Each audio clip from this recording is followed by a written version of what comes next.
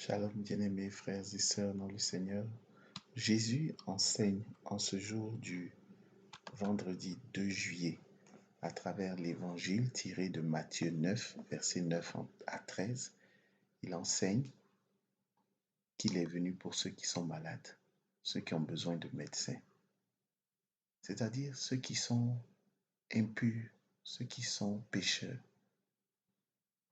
c'est-à-dire toi et moi. Nous, les disciples du Christ, nous sommes aussi des pécheurs. C'est-à-dire pour tous les hommes, tous les êtres humains. C'est pour nous que Jésus-Christ est venu, qui s'est incarné dans le sein d'une vierge, qu'il a souffert sa passion, il a été crucifié, il a accepté de mourir de la mort la plus infâme, la plus horrible, la plus humiliante que le monde n'ait jamais connue. Pour te sauver, pour me sauver. Nous sommes tous des pécheurs. Nous sommes tous des pécheurs. Nous sommes tous des pécheurs, tous les hommes. La Bible déclare que tous ont péché dans la lettre aux Romains. Tous ont péché et sont privés de la gloire de Dieu. C'est parce que nous avions péché, nos ancêtres, Adam et Ève, et toute la gente humaine qui s'en est suivie, a péché dès les origines. C'est parce que nous avons péché que Jésus-Christ est venu pour nous réconcilier avec le Père. Son sang nous purifie.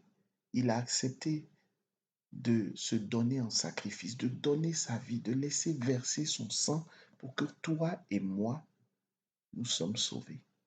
Nous soyons sauvés, pardon. Pour que tous, chrétiens ou non chrétiens, je le répète, son sacrifice est universel. Pour que tous, nous soyons sauvés. Alors Jésus ne nous a pas rejetés. Pourquoi nous nous octroyons le droit de rejeter quelqu'un qui ne partage pas nos convictions religieuses? Pourquoi nous nous donnons le droit de rejeter, par exemple, quelqu'un qui a choisi une orientation sexuelle que nous ne partageons pas? Pourquoi nous nous donnons le droit de rejeter quelqu'un qui vit dans l'adultère? Pourquoi nous nous donnons le droit, nous nous octroyons le droit de rejeter ceux qui sont différents de nous? Seigneur, pardonne-nous. Pardonne-nous nos manques de miséricorde. Toutes les fois où nos cœurs n'ont pas été miséricordieux, où nous n'avons pas eu pitié de l'autre, plutôt que de l'excuser, nous l'avons accusé, blâmé, jugé, rejeté, condamné. Seigneur, pardonne-nous. Et comme tu le dis dans l'évangile de ce jour, nous voulons apprendre, Seigneur, ce que la miséricorde signifie. Apprends-nous, enseigne-nous la véritable miséricorde,